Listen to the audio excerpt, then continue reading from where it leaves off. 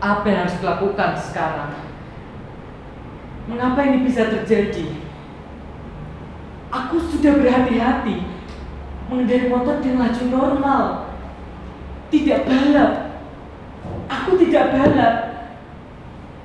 Aku juga memperhatikan kendaraan lain yang lalu lalang. Tapi mengapa aku bisa tak melihatnya? Apakah aku melamun? Tidak. Sepertinya aku tidak melamun. Tapi entahlah. Mungkin aku melamun. Aku tak ingat. Sial. Benar-benar sial.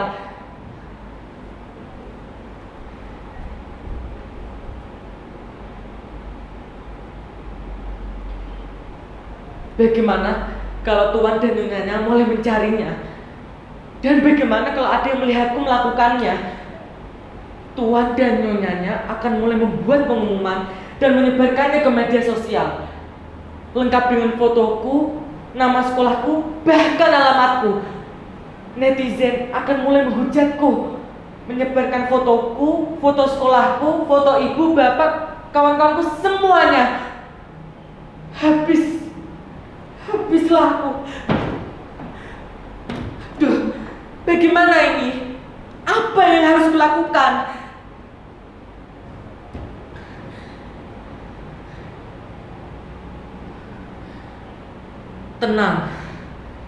Tenanglah Ambina. Tenang. Tarik nafas. Hembuskan. Tarik nafas. Hembuskan. Ya, aku harus tenang. Aku tak sengaja melakukannya. Sungguh tak sengaja. Kalian percaya akan aku? Kalian harus percaya padaku. Tuan dan Nyonyanya juga harus percaya padaku. Aku tak pernah melakukan kejahatan. Aku orang baik. Tanya saja kawan-kawanku, atau tanya saja ibu dan bapakku. Tapi mengapa ini bisa terjadi? Mengapa? Atau kalian juga pernah mengalaminya? Lalu apa yang kalian lakukan ketika itu? Kalian tak bisa menjawabku. Kalian sedang menontonku, tak bisa memikirkan hal lain. Kalian sedang melakukan tugas kalian.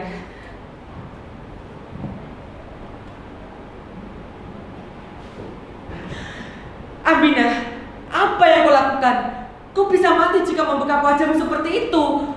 Tidakkah cukup satu kematian hari ini? Atau kau ingin mati seperti...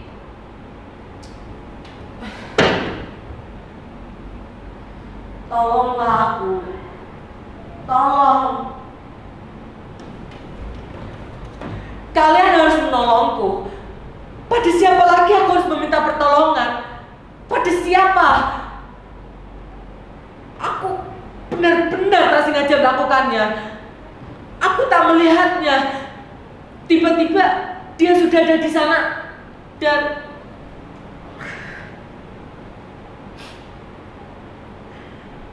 apa yang sudah aku perbuat?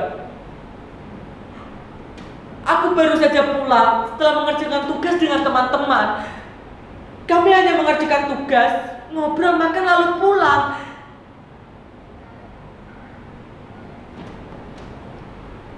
Aku makan sambil lihat telepon seluler. Dan makananku tak habis. Tersisa. Aku sudah kenyang. Apa ini hukuman untukku? Jangan-jangan dia adalah jelmaan yang palo karelai, pengawal setia sangang Sri Dewi Padi dalam Surela Galigo. Ya, aku pernah baca kisahnya. Kisah masa lampau yang mengajarkan kita untuk menghargai dan makanan dan minuman. Apa ini hukuman untukku karena aku tak menghargai makanan dan minuman? Ya, ini pasti hukuman untukku. Hukuman atas perbuatanku yang sering menyanyiakan makanan. Akhirnya dibuang begitu saja. Padahal kan masih banyak orang-orang yang membutuhkan makanan. Hukuman atas perbuatan orang-orang yang sering menyanyiakan makanan. Aku tak pernah menghargai makanan. Keterlaluan. Ya, kok keterlaluan, Abina? Apa kau jelmaan yang palo kare lain? Apakah kau jelmaan yang palo kare lain? Jawab pertanyaanku. Jangan diam saja. Jawab. Jawab. Mengapa kau diam saja? Mengapa? Ayo, jawab pertanyaanku. Bantulah aku.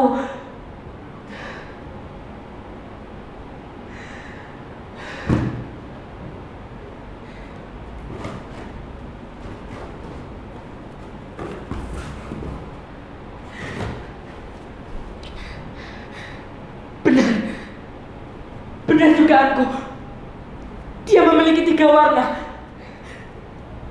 Dia belah 3 warna. Dia yang palo. Tidak. Dia bukan yang palo.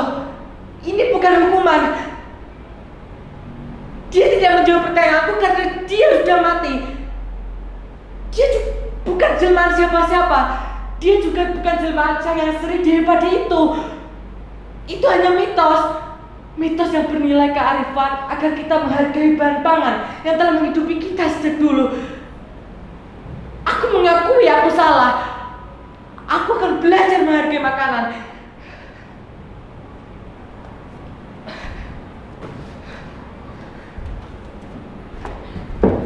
Ini yang kubutuhkan sekarang.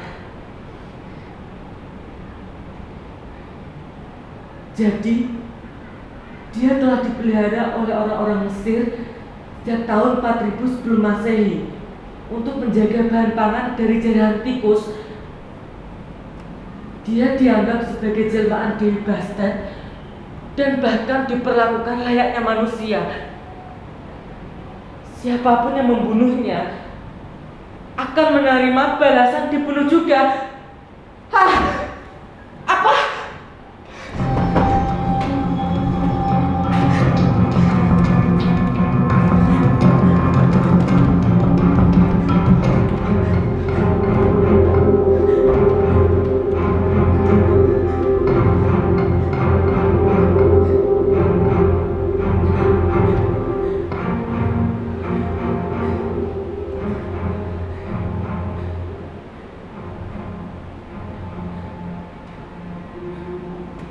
Tunggu. Belum selesai penjelasannya.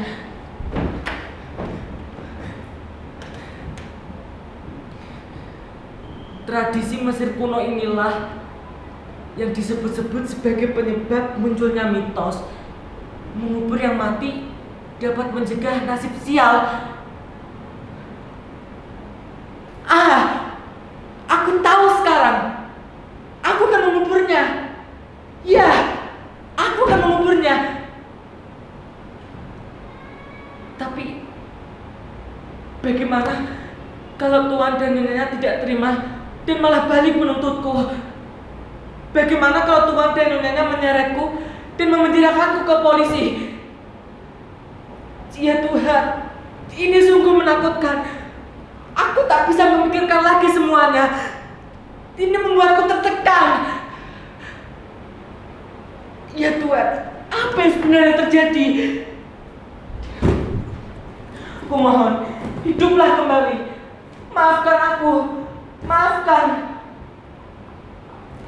Aku harus menyelesaikan ini sebelum Bapak dan Ibu pulang. Mereka tidak boleh tahu. Tidak boleh. Aku tidak boleh menyusahkan mereka. Aku harus menyelesaikan ini sendiri. Apa? Penonton tak bisa membantuku. Mereka sedang sibuk menyaksikan kita. Mereka rekam monolog ini. Jadi kita yang harus saling bantu. Ayolah, aku mohon. Aku mohon.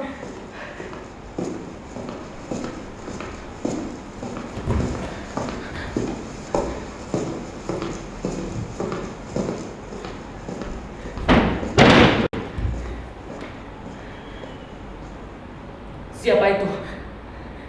Sepertinya ada yang datang. Jangan-jangan Tuan dan Nyonya telah tahu bahwa dia mati dan telah tahu akulah penyebabnya. Jangan-jangan Tuan dan Nyonya datang ke sini untuk memenjarakanku dan menangkapku, atau bahkan membunuhku.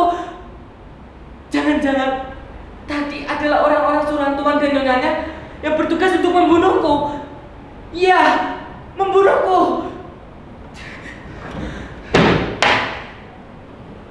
Ini sungguh mengerikan. Tidak, jangan tangkap aku. Jangan tangkap aku. Aku tidak sengaja melakukannya. Tidak sengaja. Aku tak melihatnya.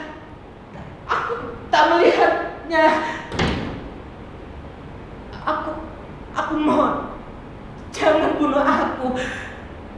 Jangan bunuh aku. Aku masih ingin tetap hidup. Aku tak sengaja. Aku benar-benar tak sengaja. Demi Tuhan, aku tak sengaja. Apa yang harus kulakukan agar kau mau memaafkanku? Katakan saja, aku akan lakukan.